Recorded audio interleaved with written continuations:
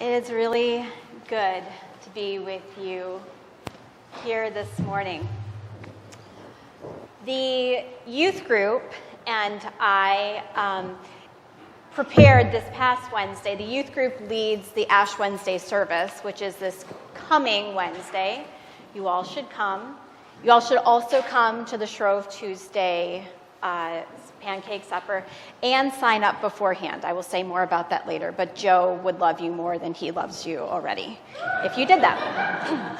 So Tuesday come to church, and then Wednesday come to church, and then Sunday come to church again. There's just lots of church available this week.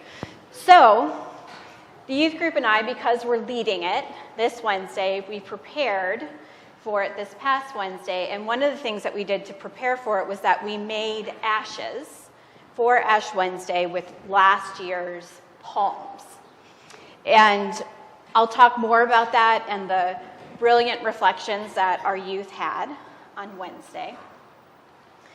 One of the things that we talked about as we prepared to burn the palms was that Lent is really a time for us to think about what has kept us distant from God, what has kept us distant from our neighbors, our family, our friends.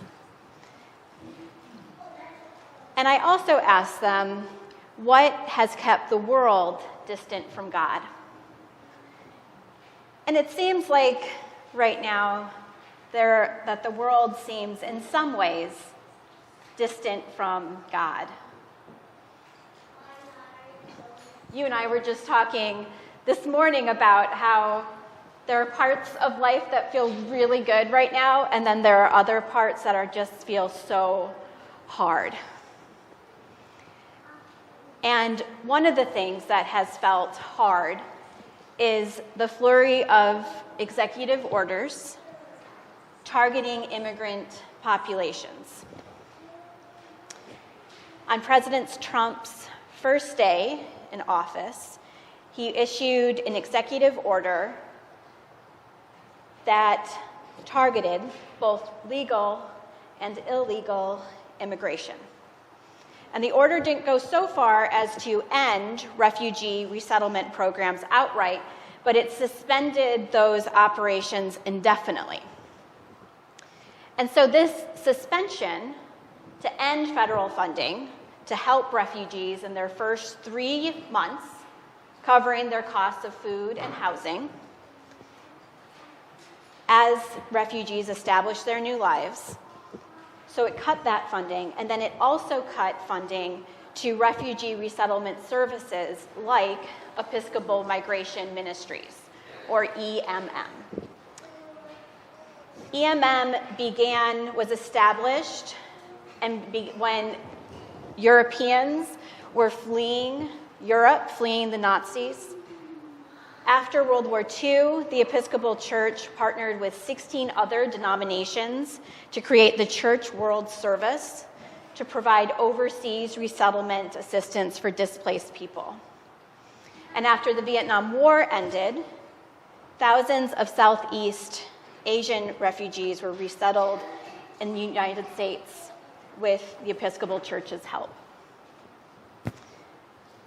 What EMM does is they provide a range of federally funded services for the first few months after refugees' arrival. So that includes English language and cultural orientation classes, employment services, school enrollment, and initial assistance with housing and transportation. And in December 2021, EMM welcomed its 100,000th refugee.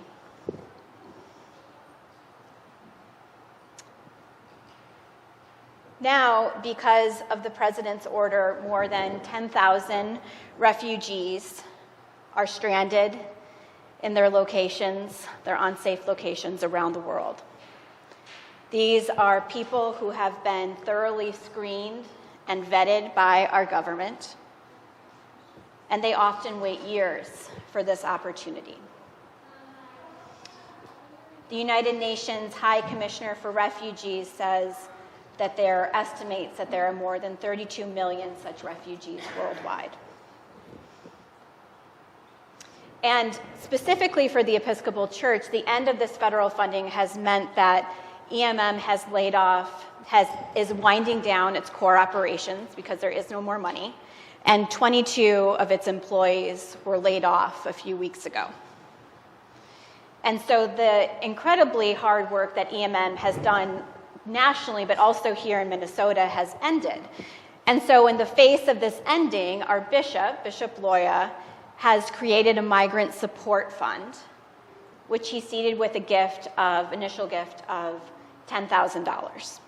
And he's asked all faith communities this Sunday to designate their offering plate to the fund. So this Sunday, all the money that goes to the offering plate will go to the Diocesan Migrant Fund. And if you are like me and don't carry any cash with you, you can contribute online through the QR code. So Bishop Loya is hoping this fund will be helpful in two ways. And one will be providing congregations with existing or new initiatives that serve recent migrants, and partnering with other organizations to help fill the gaps that have been the result of this cut in federal funding. And so this aid will go to our neighbors both in and outside the church. And our diocese has 7 congregations where the majority of members are immigrants, and 2 others where immigrants are a sizable minority.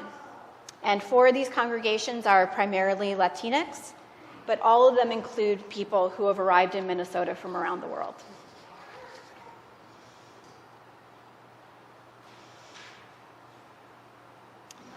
This week, Bishop Loya wrote that this is a moment for us to recommit ourselves to the stranger among us with the love God extends to every human being.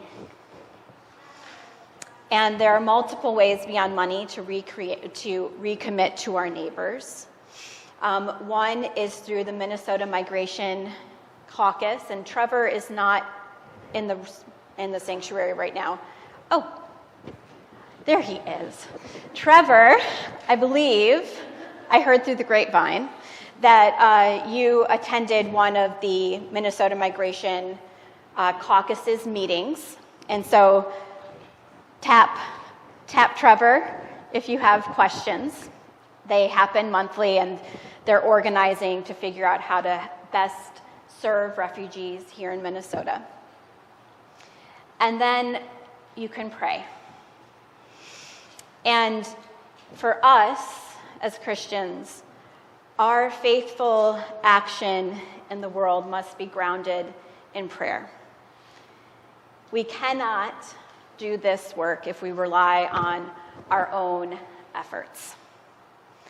And our work as disciples of Jesus in the face of the world's brokenness and suffering is always witness and resistance grounded in our relationship with God. So like I said in the beginning, the season of Lent begins this Wednesday with our Ash Wednesday service led by our youth group.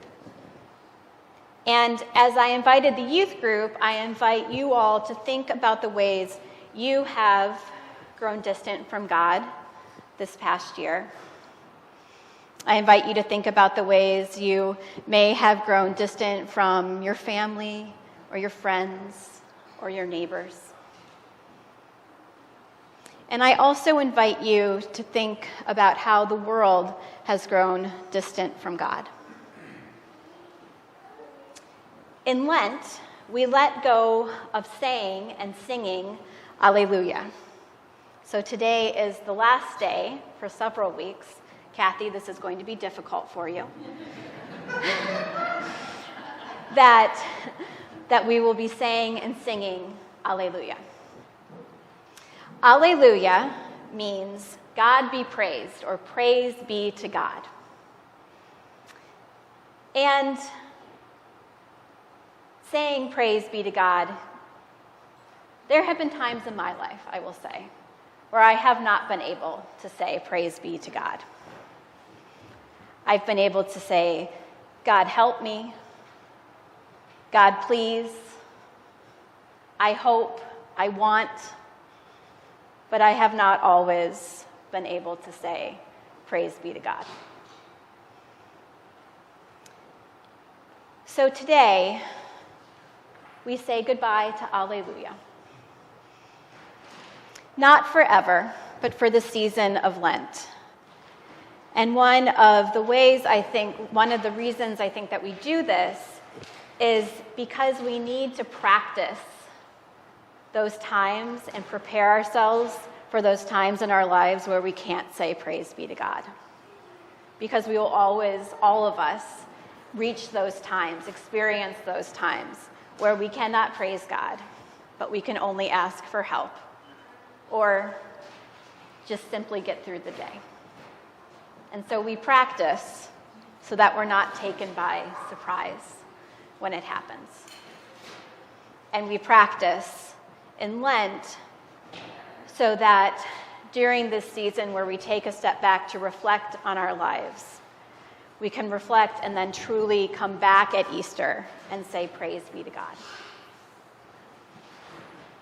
So, to give Alleluia a fond farewell, we'll be putting Alleluia in a special box that will come out again at Easter. I have a special box right here. And I have slips of colorful, sparkly paper.